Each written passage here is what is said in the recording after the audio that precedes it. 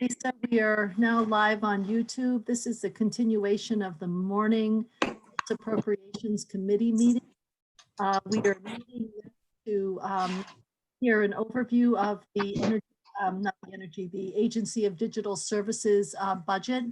And we have joining us the House Energy and Technology Committee. And I'd like to welcome Chair Briglin and the members of that committee. I just wanted to make sure that all House members know that the budget that was presented by the governor, his new proposal, is a full year budget. So it even in some areas makes changes to the quarter year budget that was passed.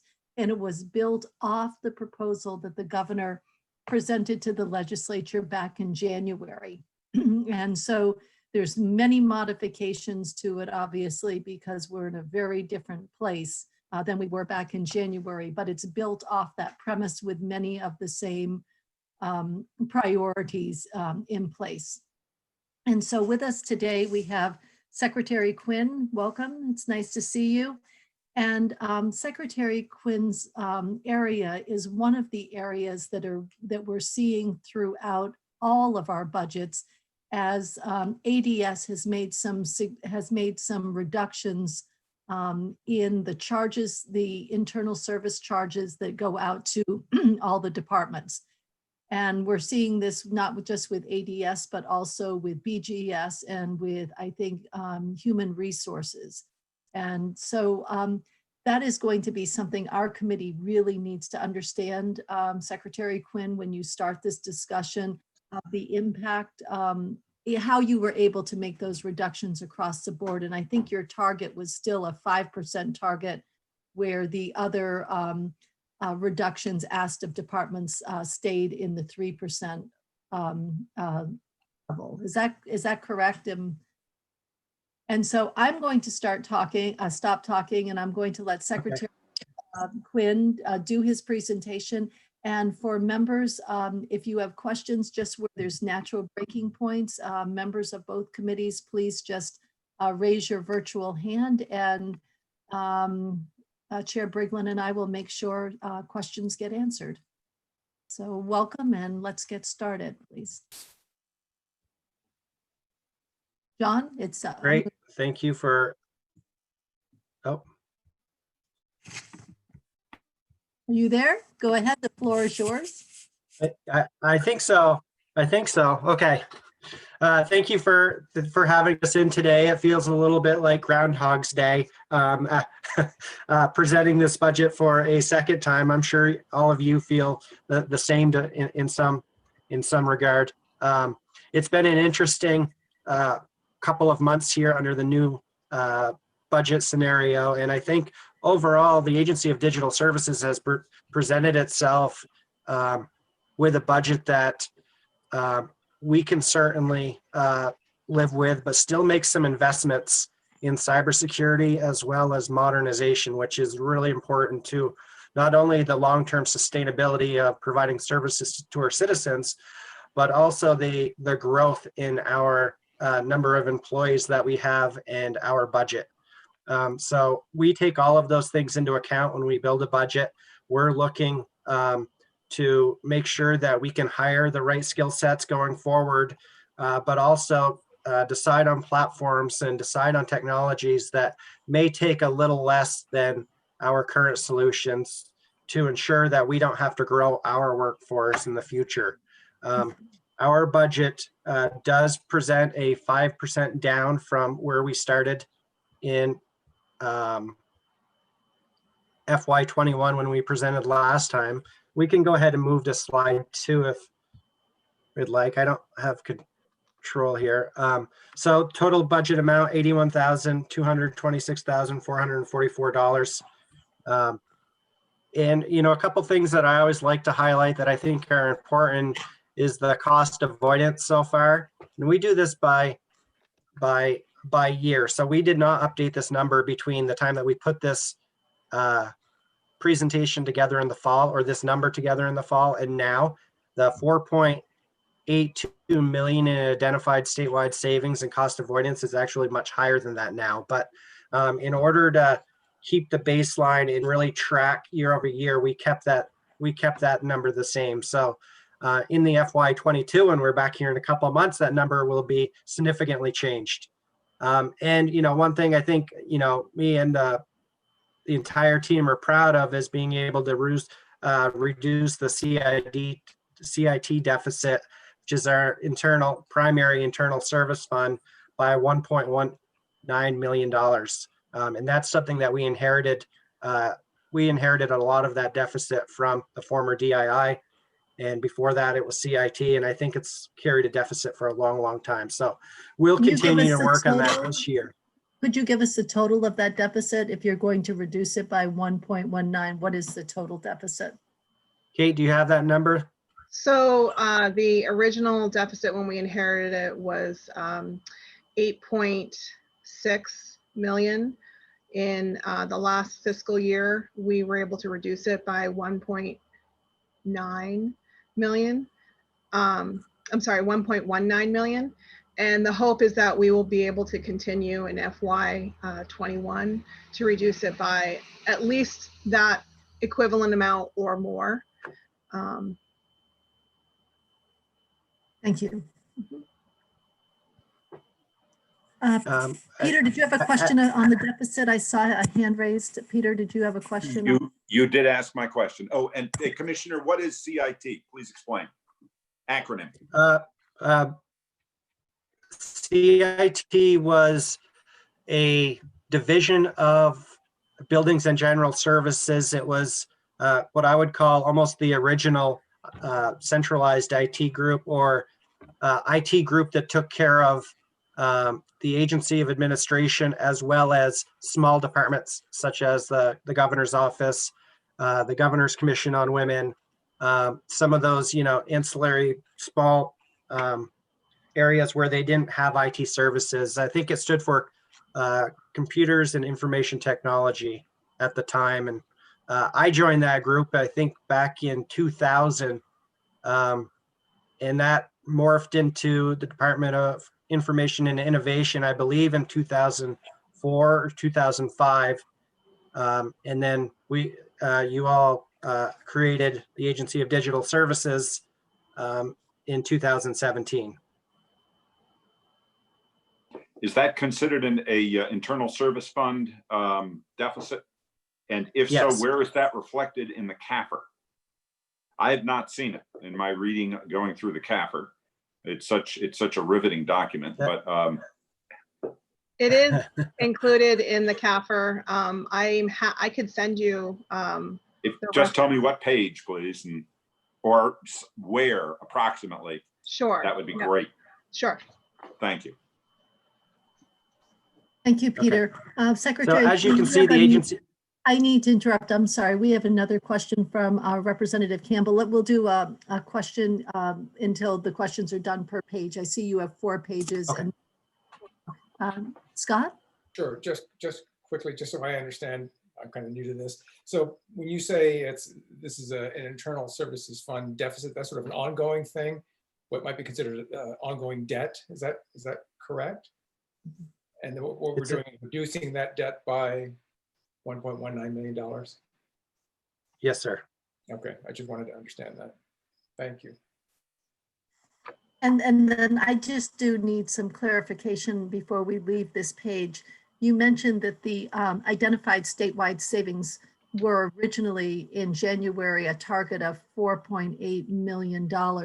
It's going to be significantly higher than that because we're seeing this 5% change throughout all the budgets. Why would you not identify that full number here and wait until 22? Or maybe I didn't follow what you were saying. Right. So we have a spreadsheet of all of our savings and cost avoidances throughout the year. And each time it's kind of like our baseline or our, KPI on how we're doing overall. So I didn't want to confuse people by adding a number partway through the year and having our KPIs be off. I thought we could still show that number here. A lot of the new costs are cost avoidance. You'll hear us or you'll hear others talk about Salesforce, in which we saved through the contract negotiation and senior management getting deeply involved. I believe it was close to $2 million over the cost of the licensing, which is a significant amount for one piece of software. And we wouldn't have been able to do that if we weren't a centralized agency where we were able to really look across the enterprise and say, okay, projecting out across these projects, buying the licenses in bulk was able to save us a lot of money over time. So it's really a cost avoidance, but. Can you tell us what the statewide savings or cost avoidance number is for what you are projecting for fiscal year 21? Because we're seeing all of these reductions in ADS in our other budgets. There's usually we see an increase in the ADS. So what is that 4.8 going to look like with all of these mechanisms you're putting into place? I expect it to be at least, I expect right now the running tally is an additional 3 million at the moment. Okay, so it should be it's just around $8 million total. Yeah. Okay, thank you. Thank you. Yep.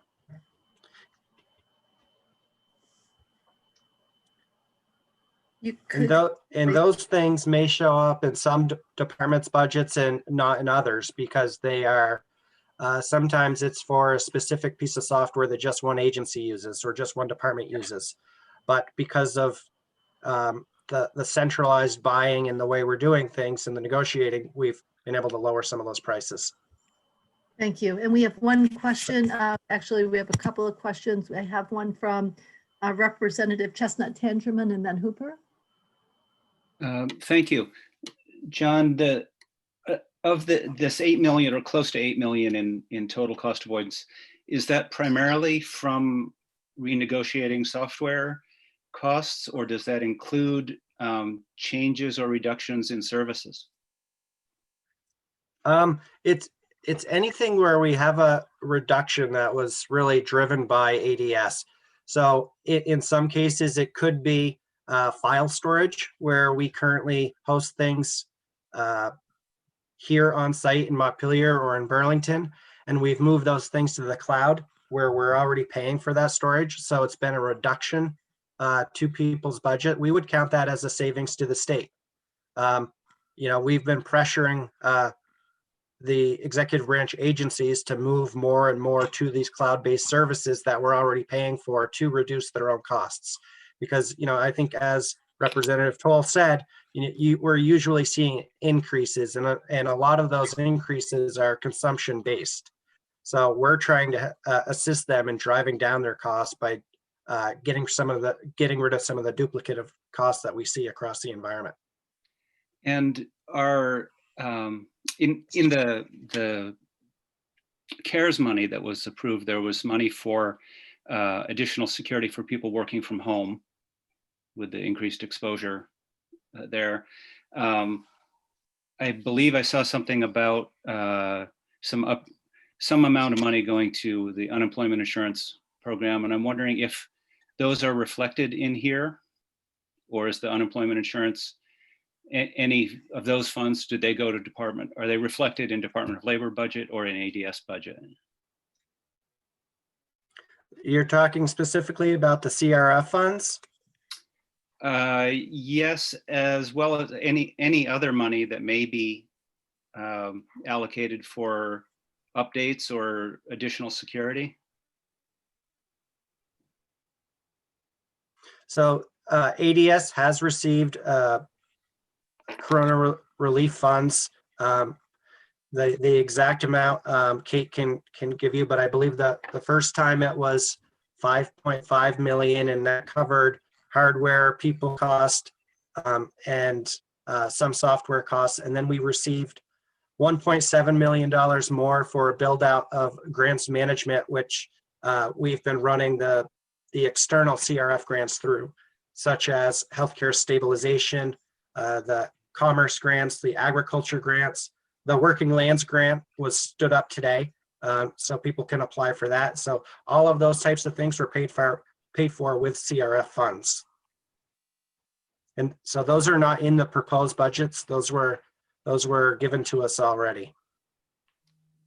Okay, thank you.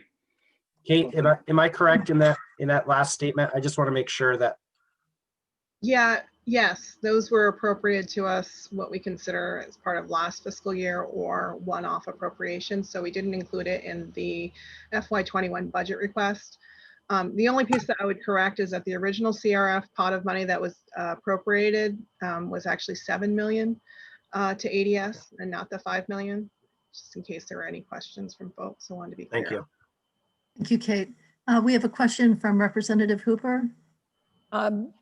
Thank you. I'm just trying to understand the cost savings or cost avoidance. The different agencies were allowed to reduce their internal service fund charge from you all. Can you tell us what % reduction they were able to do? Or is that a question for finance and management? I'll defer to Kate. She might have a little bit more information on that.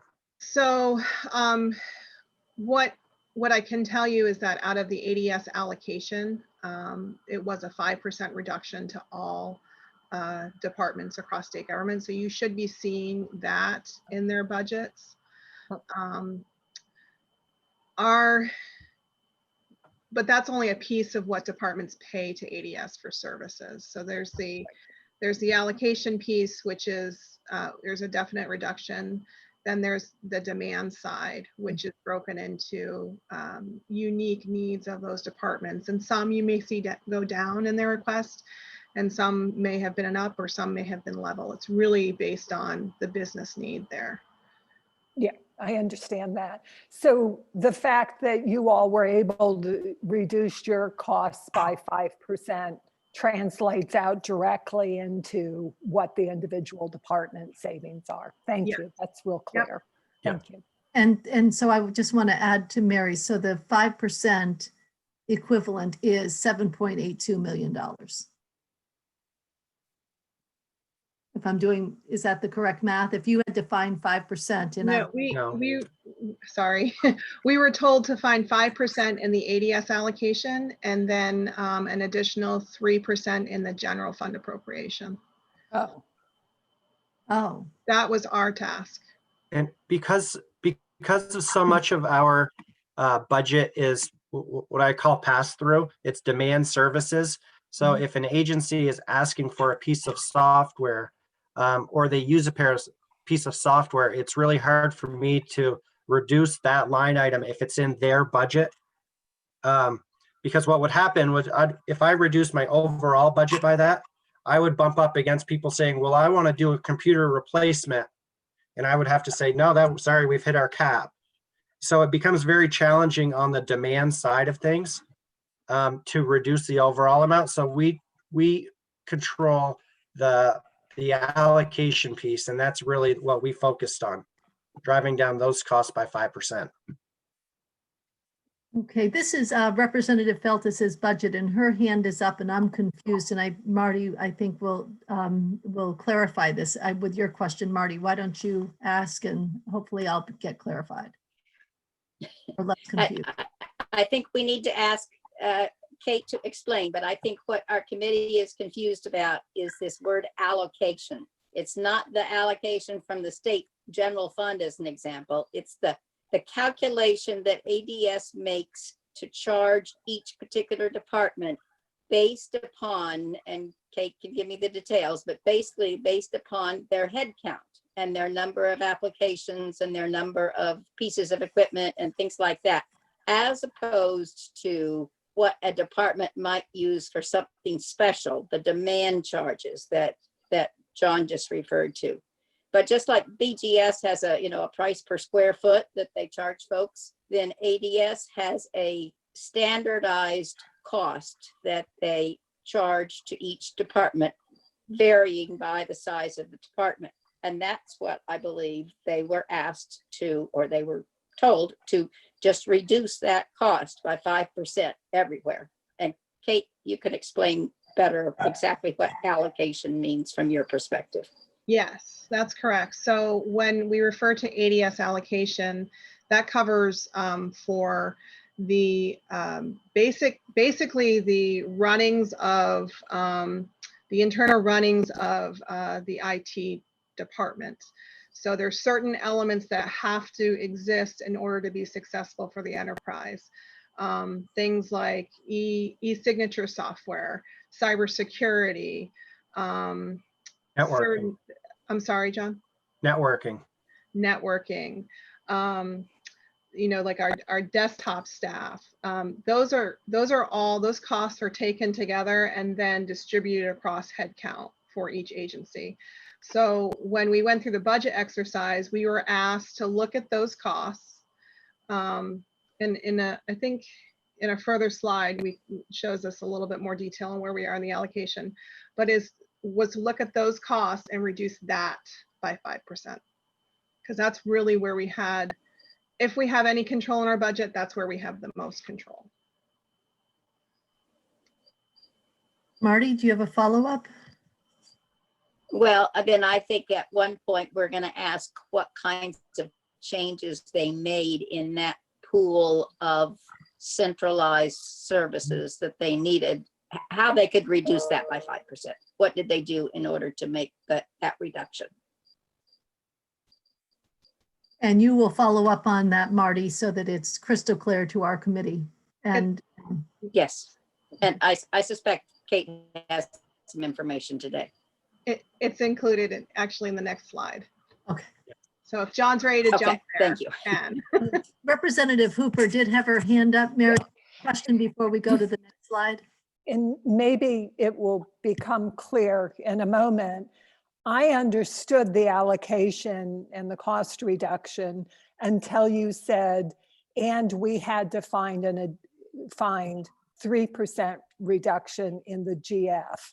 So is the 3% is not inside the 5%. It was a separate reduction that you were required to make. Yes, ma'am. Okay, that's what, thank you. So the allocation charge, Our general, go ahead, John. I was just going to point out that our general fund bucket is extremely small. We get $174,000 of general fund money. And that's really for our what used to be called a VCGI group, the Vermont Center of Geographic Information, that does a lot of the statewide mapping for agencies, department, municipalities, and so on. Thank you. So the 3% reduction is off the GF of 174. That was your 3% target. And the 5% reduction is a combination of the allocation and demand charges? Just allocation. Just allocation charges. Just allocation charges. Okay, thank you. I think we should move to the next slide and it may become more clear to all of us if we don't ask our questions, if I don't ask questions before the information is presented. Right. I'll point to the bottom left box for how we reduced our ADS allocation. We canceled a subscription to Gardner Services, which provides us a lot of guidance and insight into what others are doing and best practices around how to do them.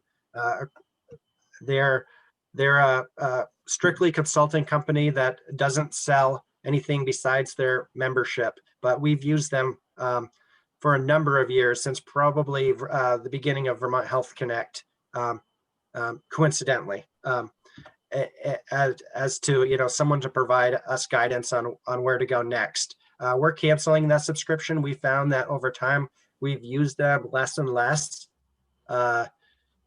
In the state space, state government space, they don't have a lot of insight into what other states are doing, and we found our membership in the national associations of technology leaders and CIOs to be much more useful in that space. And so we were able to reduce this line item, and that was $200,000. We removed the governor's case management system out of our budget, which we had agreed with the governor's office last year that they would take over those costs. So those costs came out of our budget as well. And then we defunded 2 exempt positions. We were able to do that. One of them we did through consolidation of agency IT leads, people that are responsible for running IT for that specific agency. And then the other one was a executive director position that has been vacant since the middle of 2017. And those are what make up the 5% reduction. I thought the 5% reduction was 7.82 million. No. No, that would have been on No. the entire budget. 631,000 is 5% of the allocation. Thank you, Peter. So the 7.82 is how much of a reduction off the entire budget? I don't have my calculator in front of me, but if the overall budget's 81, I would say it's got to be 8%.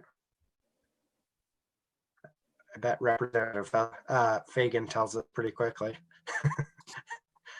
I'm really confused with what you were asked to do by the administration reductions and where, and so some of these reductions, you had additional reductions beyond the 3% and beyond the 5%. You had additional reductions in cost savings or cost avoidance. Is that correct? I have written in my notes 7.2 in our cost avoidance or So savings. these, Kitty, to restate, I think what you've done is you've added the $3 million that he reflected in cost avoidance for this year to the 4.82 million already accrued over the years of cost avoidance efforts that they have done to come up with 7.82. Am I correct? I'm looking for John to confirm or I think so. I mean, Kate, is that? Yes, Yeah. that's what Kitty has done, and those numbers are not necessarily reflected in the ADS budget. Those are cost avoidance or savings efforts that are more in a statewide perspective. So it wouldn't be accurate to tie that to an ADS budget savings per se, if I'm making sense. that's what I was doing. Thank you, Kate. Yes. Marty. Well, I just wanted to clarify, yes, the number that they talk about for identified as state savings and cost avoidance is over time based upon work that's been done by ADS. It's not a specific calendar year or fiscal year savings of specific amounts. It's how they've changed, it's how they've saved us money over time by doing better purchasing as an example, or moving file storage to the cloud as opposed to being in servers, that sort of thing. If I, just for clarity, folks, if I'm deferred Kate on some of these with a confused look on my face, some of it's my internet connection here. I hear about every third word of what Representative Toll was saying. So I want to make sure that we answer you correctly. I don't want to give you bad information based on my internet connection. John, that's not good for Vermont when the Secretary of ADS is having a connection. If I could use my powers to get faster internet, I would. We have a question from Representative Campbell. Thank you, Kitty. I'm just trying to understand what we're looking at here. So this $80-some million budget is the cost of IT throughout state government, but most of that is reflected in individual department and agencies' budgets, or please clarify this for me. Yes, so there's a few different buckets here, and Kate can talk about all, I think 5 buckets or 6 buckets, but the 2 primary buckets that I always think of this as is allocation, which is, spread across the head count of the employees, which we've talked a little bit about this morning, and then the demand side of the budget, which are things that specifically benefit that department, and maybe not everyone, right? So computer refreshes, when an agency decides to refresh a third of its computers or a quarter of its computers, those are demand charges. Those are pass-through charges back to the agency.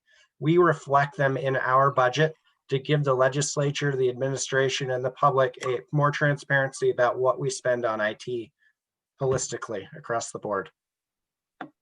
Right, and the allocation charges, are those also reflected in agency and department budgets? They would be. Okay, Yes. so actually ADS's budget is only whatever you get out of the general fund, 174,000. Costs throughout state government. That's what this $80 million is representing. Is that correct? These costs are all in Well- other people's budgets. All other people's budgets. Okay. I just want to be sure I get that. Thank you. Thank you, Scott. Okay, there's a couple more questions. Let me see. Representative Feltus and Fagan.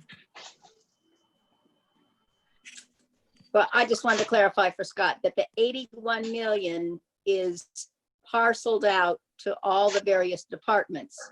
The total that each department pays, in essence, comes up to the 81 million. So it's duplicated. I mean, it's not really duplicated in terms of being spending. It's just gathered together in one place here for us to see how much we spend on IT across the whole state.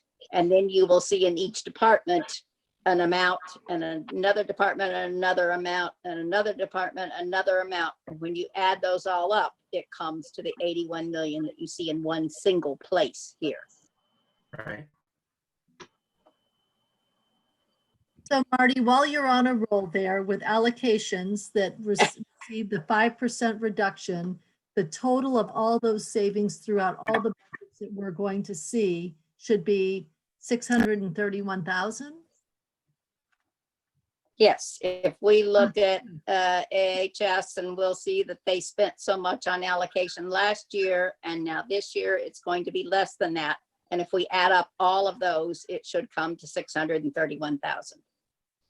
Thank you. I can breathe. Peter. Peter, did you have a question? Yeah, Marty explained it well, and I was just going to comment, ADS is a conglomerator. All the efforts for IT funnel through them at some point in time. So all the bills come into them.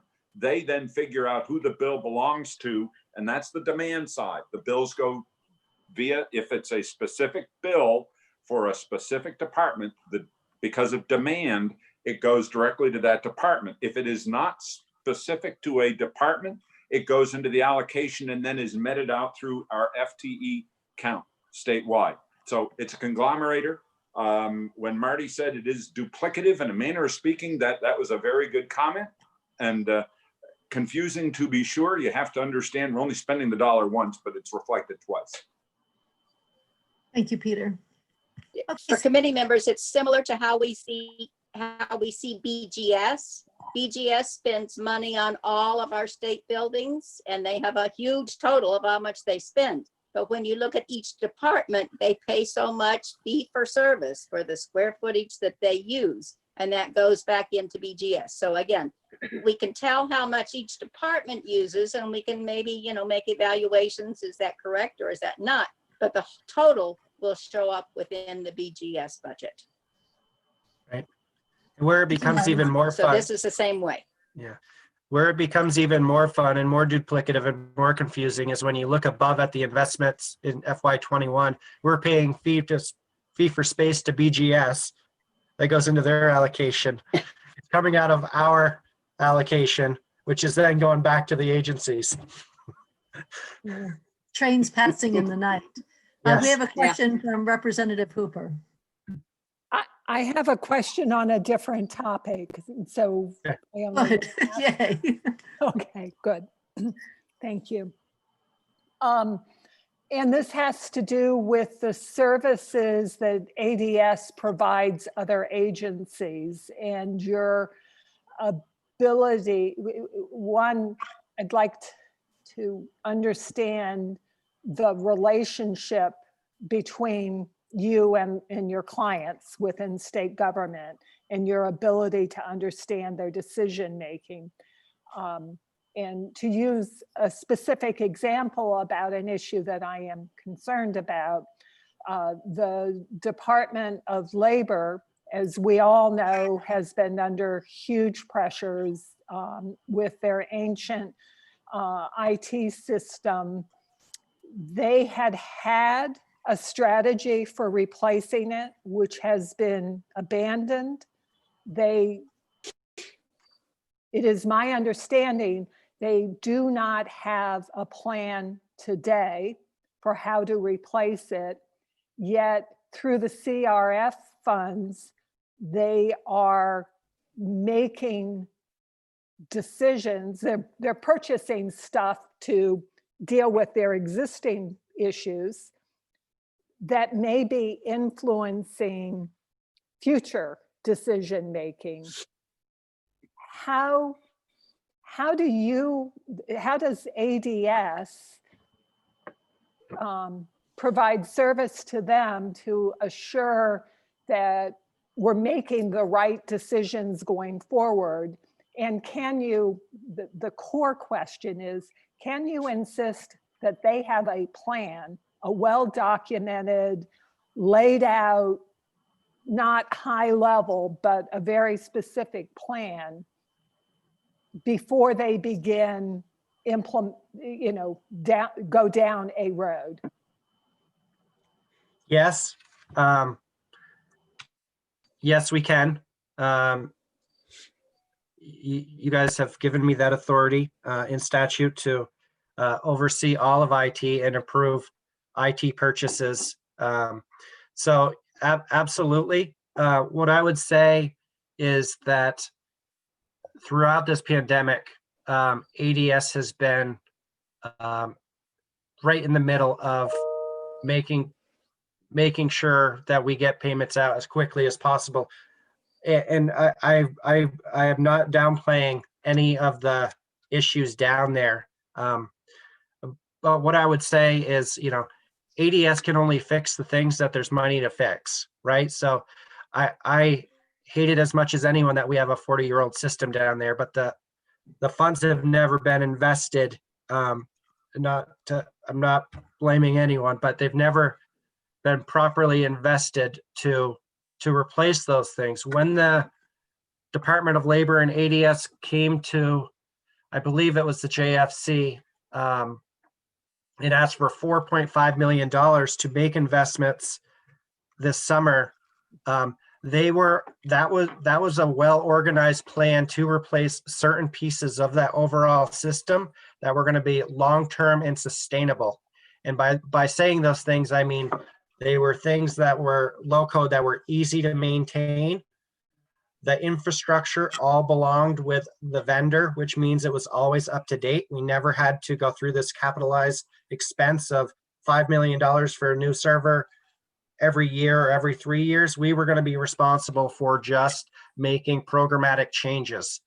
Those are long-term things that ADS was right in the middle of to make sure that whatever the Department of Labor needed from a programmatic standpoint, we were building a IT system that was going to be sustainable long-term. It did not replace the entire mainframe because it gets way more techy and complicated for the core components, but all the things that we asked for were things that were going to be needed in the new system. And it made up, I don't remember the exact number. We'll say 50% of the overall system. We would have been able to do it in less than a year. So ADS, because of all of you creating ADS, I feel like we're much more organized and have a much better view of long-term goals and needs and sustainability than we would have by letting 4 or 5 common IT people decide what the long-term technology strategy is. That makes sense. Mary, do you have a follow-up or? Yes, please. I absolutely understand the statewide strategy of having a centralized ADS service, and that makes sense. What I'm trying to get at is the decision-making essentially on the local level. And when I was asking the Department of Labor about their specific spending proposals for the CRF money through the Joint Fiscal Committee process, I was getting very patchy sorts of answers, which alarmed me in that it did not appear that there was a plan for this. And I think in our further investigations and conversations between JFO staff and y'all's people, I was of the impression that there was not a clear plan. And so therein is my concern. And I wanted to raise this with the Energy and Technology Committee because this belongs in their lap. I will ask the Department of Labor when they visit with us, but having a clear, coherent plan that we understand, I think is essential. And I don't believe that it has been well articulated to us yet. Right. So let me try to address that the best I can, but I'll start by saying you're right about the plan to some extent. And so to back up, in January and February, I don't remember exactly when, we decided to leave the consortium because we were spending money and we were not getting a product. And we had been working on it for a long time. And while it was all federal money, we knew that we were never going to get a product in the end. Right about the time that the COVID pandemic came to Vermont, came to the United States, we were entering the final stages of separating from Idaho and North Dakota. As far as the plan to move forward, we were discussing options with North Dakota, who had the same mindset and same vision as we did, but hadn't made a determination on what we were going to do long term. There are certain portions of the UI system that are Vermont specific and things that we need no matter what we do with that system going forward. We've chosen to focus on the things that we need no matter what. And those are the things that we've tried to identify and put in the plan. In the Department of Labor's last ask, specifically around technology, there was $750,000 there for two things. One of them was a product called MuleSoft. And what that did in the simplest terms is it connected our PUA Salesforce system to our mainframe so we could share data easily between those two to help turn around checks and get information back to Vermonters faster. The second piece of that was for document management to help the agency in their long-term goal of getting out of their very old process of filing cabinets and poor storage document management. And so both of those things are needed either way right now, and that's why they were asked for.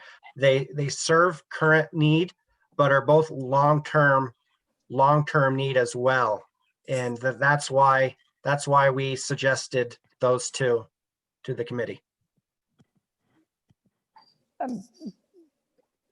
Mr. Secretary, I'm trying to find an email that I will share with you that period, rather than me try to typify it, and I'm looking right now, so I may come back to this, but I think there's a bit more to the story. So let me get back to you on that. Thank you. The other thing I'll quickly say, I know we're short on time, is that asking Commissioner Harrington, and no disrespect to Commissioner Harrington, about IT is a lot like asking me about PUA benefits and what they are. While I know overall, and he knows overall, to get into depth we want to make sure that those are going to the right area when possible, so you get the exact answer that you're looking for. Absolutely. And so while we're on this topic, and it actually comes now back to the slide that you have up that we're looking at, which is with regard to your reduction. I am concerned about other agencies being adequately resourced to be able to manage these services. So again, using DOL as an example, it appears to me that the point of contact for information technology is the program manager rather than an IT person over at DOL. So do they have do the agencies, do the different departments have sufficient staffing to be able to manage their decision-making around IT sufficiently? In a lot of cases, no. And I think that was some of the benefit of us doing, you know, this consolidation, is because we took some of that, we really took some of that decision making away from them, because we didn't want programmatic people deciding on which piece of software we bought. And I'll just give you a quick example. We have 1,400 pieces of software across, you know, 9,000 users. I mean, that is a ton of software, and we've been reducing that number. But the only way we can meet those adequate staffing needs, and I know you're talking about the programmatic side, but it blends over to the IT side as well, is to reduce the number of pieces of software and choose common platforms like a Salesforce, like a Workday, like a Microsoft, where we need less people to manage them, because we can focus our skill sets in one area, and without having so many people that, you know, manage each one of the things, and having specific skill sets and not having backup. So I think we all need a little help still, but I'd say that we're making progress.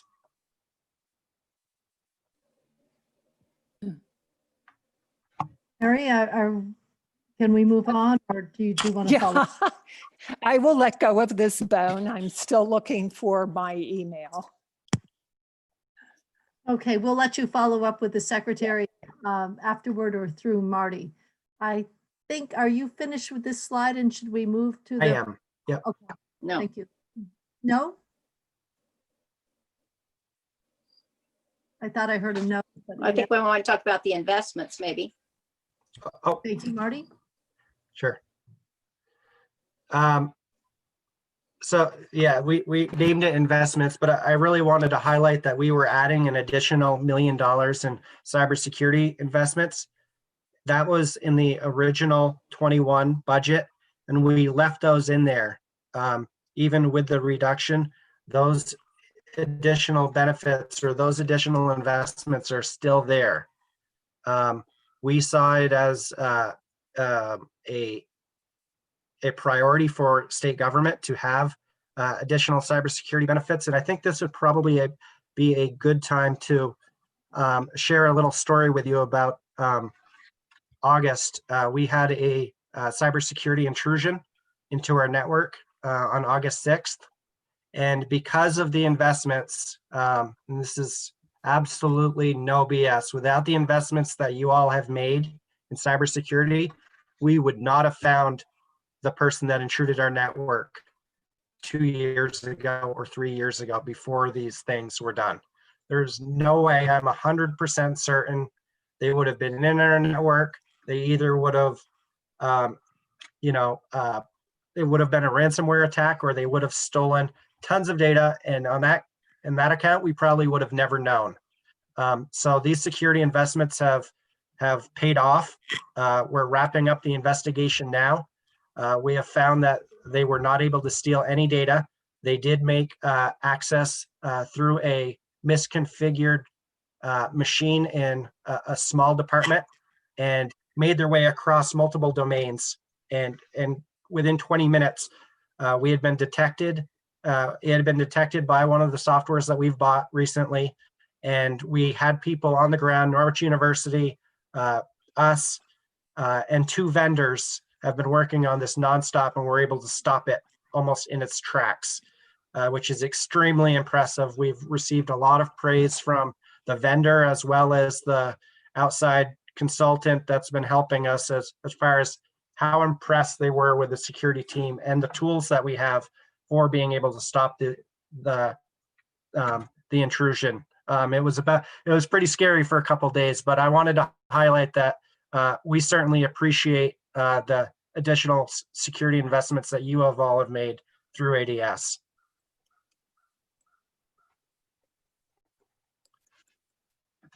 And then That the is other 1 million. areas, yeah, That's $1 million of general fund. These are not CRF dollars. These are general fund dollars. these are, Kate, are these in our these are in our allocation, I believe? Yes. Yes. So it's spread across the headcount of state government. It's not necessarily all general fund dollars. Thank you. Thank you. And this year we had to further our building of ADS, we added lease space that ADS occupies to our allocation as well, which was another 400,000. We increased the parcel mapping funding, or we changed the funding mechanism, and that was 257,000.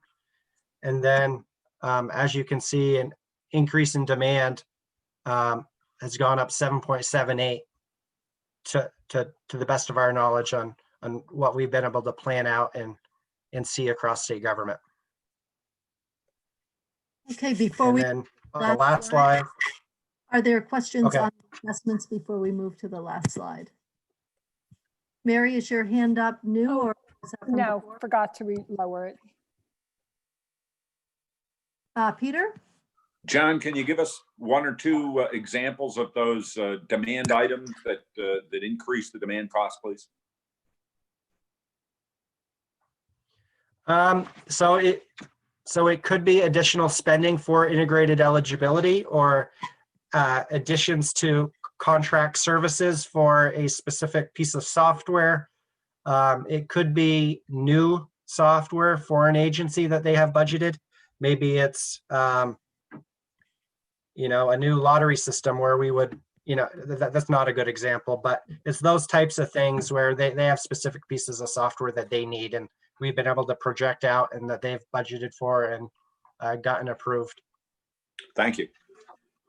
Let's move to the fourth slide, please. In due to time. This is really just to show you the ADS allocation year over year and where we are as far as ups and downs. And, I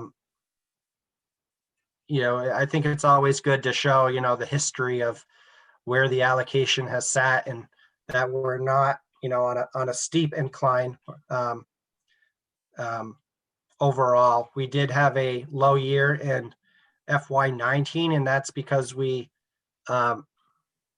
had a bunch of limited service positions in the allocation that we gave back, and that dropped that allocation cost. Besides that, it stayed pretty flat. I mean, when you look across the years. Thank you, John. Teresa, let's go back to the screen with with both committees and with Kate and John. Thank you.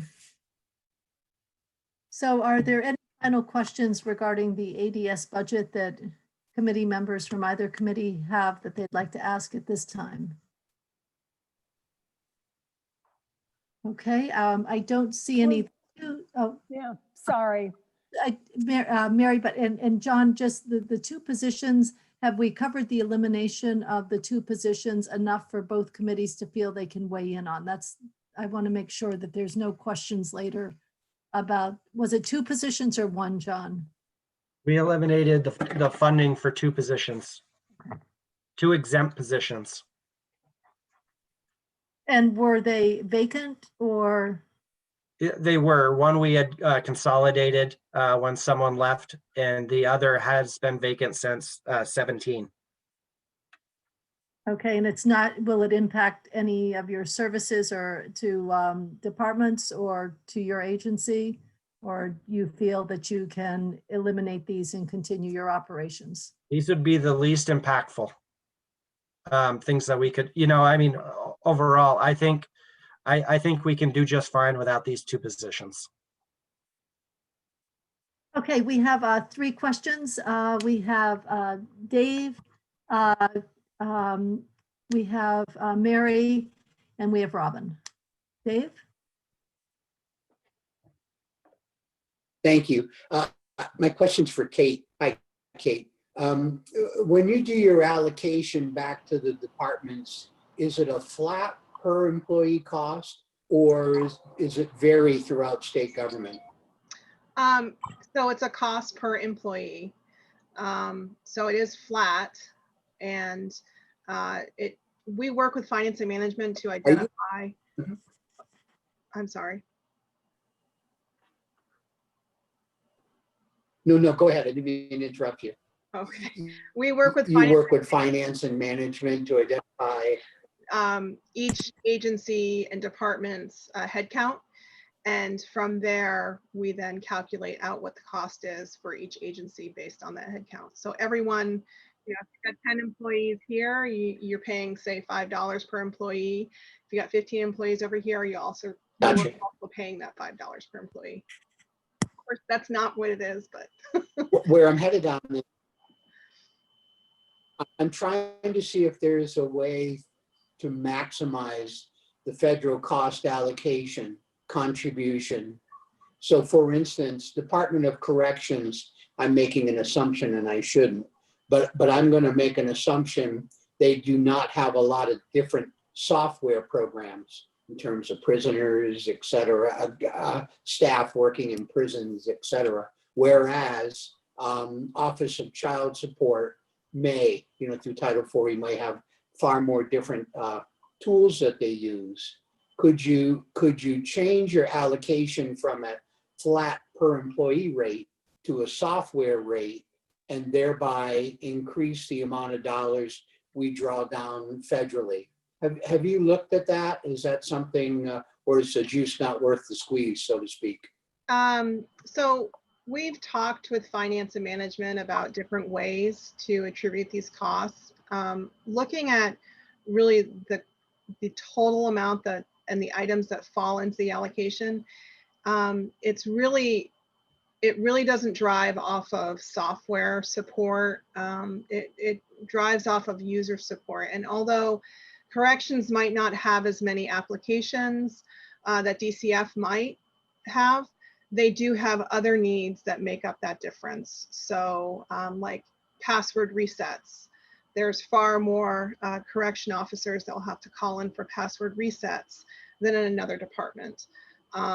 Or in corrections is not a good example necessarily. There could be one agency that has a high need of e-signature software where another agency does not have as high a need. So it really does work its way out, and even though we've looked at it many times with finance to try and figure out how we can best capitalize on the federal dollar, we always come back to headcount. And when I look around, thank you, Kate. Appreciate it. Yeah. When I talk to other states are kind of in the same position we are. We're always looking to figure out a way to pay for IT in a new and modern way, and we sit in the same situation that all the other states sit in, and they seem to follow this same kind of allocation method for the most part. And where we can, we try to drive specific costs back to departments. So, a good example of that is the Microsoft product. We know how many correction employees use the different elements of Microsoft. So we can actually, it's better not to have that included in the allocation, the ADS allocation total, but to put that into the demand side so that we can make sure that we are only billing them for what they use in that case. So we're constantly looking at that. Like, if an item sits in the allocation, It might not always sit in the allocation. Years down the road, it might be, we might have moved to a model where we can drill back to the user. And so we can put it into a demand model. We can capitalize on those federal dollars that are out there if it's in the demand model. Thank you, Kate. Thank you. Got it. We have 2 questions left and we're just over time. Well, Mary, we'll hear from you, and Robin, you'll finish up the questions at the end. Mary? Yeah, I won't go into it. I found the email that I was looking for, and I will just forward it to the secretary so that he can see why I was concerned about kind of project management and our capacity at the different agencies and departments to manage what we're trying to do here. Thank you. Thank you, Mary. And Robin, the last question, please. Thank you. I'm trying to understand the impact of the, John mentioned an exempt position that has been vacant since 2017. And it seemed to me that if it has been vacant since 2017, the money's not been allocated for that person, but still budgeted, and has thus probably been used elsewhere. So that eliminating funding for that position does actually turn into a cut to whatever services that money has been spent on since 2017. Am I correct there? Well, I look at it as, all going towards our bottom line and driving down that deficit number in the end. Right. So, if all the money, if we add up our revenues and expenses at the end of the day, there's a plus or a minus. And this time it was, being able to give $1.19 million back to make up some of that deficit. Some of that, I'm sure, came from not spending the money on that position. For awareness, the position was my old position. Before I took this one, it was the Chief Innovation Officer position. And so, we had left it, not knowing what we would need moving forward. And I'm at a point now where I feel comfortable we can do without. But just trying to understand the flow here. If that position was budgeted at, say, $100,000, but was empty, that $100,000 would be allocated within ADS for other uses. I'm assuming, is that correct? It would be left in the position bucket and show up as a, what's that? I see Peter shaking his head. It would be left in the position bucket. Oh. Okay, it would be left in the position bucket and would show up as a positive on the backside, right? So it would show up as a positive of money that we didn't spend. Okay. And that money that we don't spend goes towards that deficit. Yep. Thank you.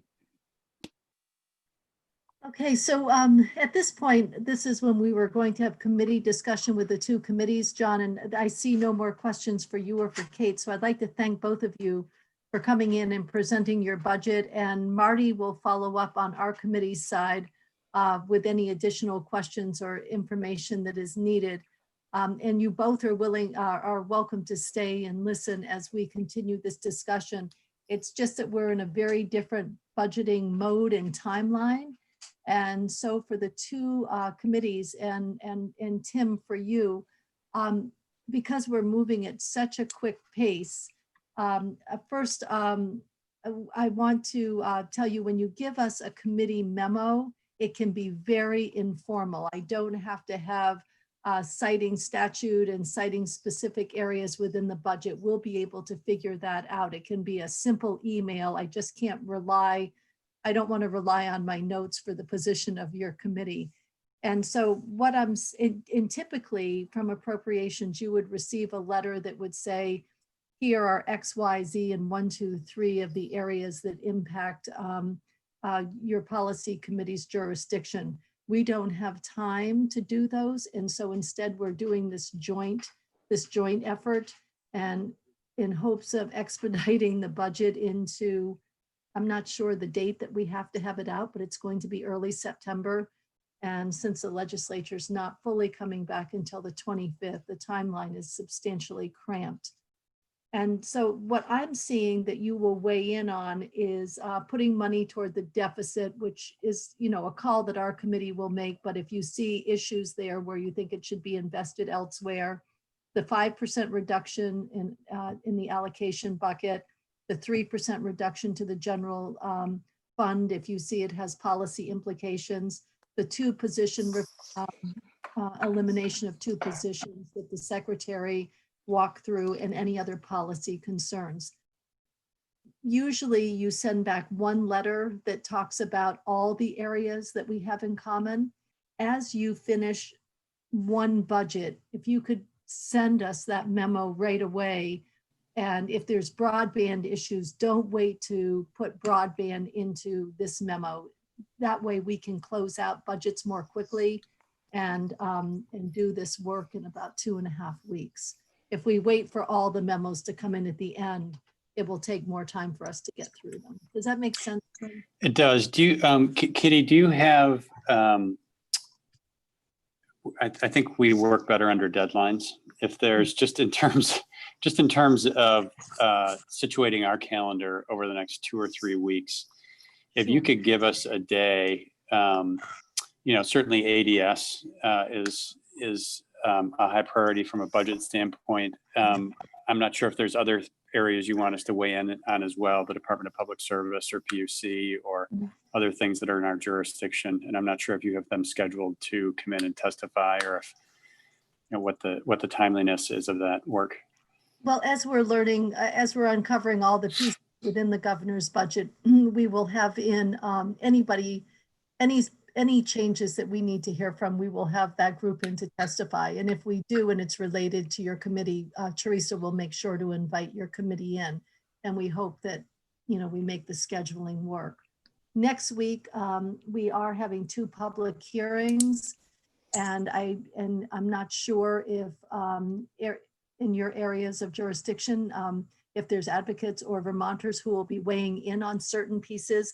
But the public hearings are Thursday, the 27th at 5 o'clock, and Friday at 1 o'clock. And Teresa will be sending out those links, and the notices have already gone out, but she'll send out the links to all members so that they can tune into those public hearings if there's concerns that you would like to hear. And then the following week, because we can't make any decisions until we really hear from the public, the following week we'll start closing out budgets that the easier ones to close out. And so if we could get something from your committee early in that first week in September, that would be helpful. Okay. So what I'm anticipating is that we will probably invite Secretary Quinn in to dig a little more granularly into some of these things. Okay. I don't know if we'll take more time, but we've got a handful of our committee members here who have gotten the first brush at this, and certainly invite Marty to that. And you know, I don't know if it'll change our recommendation to you, but it'll certainly be you know, that much more informed, I think, just spending a little more time. I also know that the Joint Information Technology Oversight Committee is meeting on Friday, and they are taking testimony from ADS related to some of the things at the Department of Labor, as well as from Commissioner Tierney with regard to some of the CRF spending. This is another topic, I think, but I'm anticipating in the month of September taking testimony in our committee from some of the CRF areas that our committee dealt with back in June.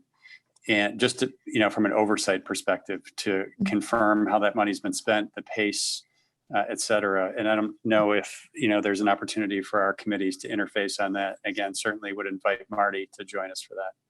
There's going to be, there's 2 pieces. And I think I mentioned this earlier, and I can't remember, we've now had several groups in that the governor's presentation, the administration's presentation or proposal includes CRF spending and the budget in one package. And we may separate that out and move things separately. There may be pieces of CRF that go prior to the budget, some within the budget, and some after the budget. That we need some clarification from the Speaker's office, with timing of different bills, and perhaps if CRF will be split into different packages. The budget pieces here outside of CRF, if we could get by the 1st or 2nd of September, only because we've got to get this to the Senate, and the Senate's has to do their work, and then we have to get it to the governor, and it has to be signed by September 30th, or we don't have a budget for the second quarter. And so I'm shooting for the 1st or 2nd for budget pieces, and then CRF pieces, we will, Marty will be in touch with you with the timing. Great. Thank you. Any other final thoughts? I'm looking at my calendar and I don't know how we're going to do this, but I guess we're all going to do it. It always gets done.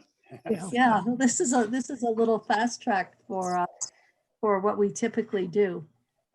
But thank you. Thank you for coming in. And I think, you hearing what we're hearing, and then we're hearing each other's concerns, and include, in your case, Marty, or, for other agencies and departments, whoever is their liaison, to include our Appropriations Committee member into your discussions will just make it a faster process with less questions. But as you can get us memos, even if they're, several smaller ones, it's much better than waiting for a larger one. And make sure you don't spend a lot of time on formality. It's the information that's important at this point. If they're just informal memos, they can be emails that go to Teresa with our committee CC'd. Okay. Any final questions? Again, thank you, John and Kate, for coming in for your presentation, and very happy to hear that our preventative work did work, and somebody was not able to get into our systems and create havoc and steal important information. Those investments are key. So we are going to take a break at this point, and we'll be back at 1 o'clock to hear the BGS budget, and that's another budget, as you know, where those service charges go out across state agencies and departments. And like ADS, there's a reduction there, and we need to fully understand how that works. And Peter, you have BGS? Excellent. Then I will see everybody at 1 o'clock. And we're ready to go off live. Please.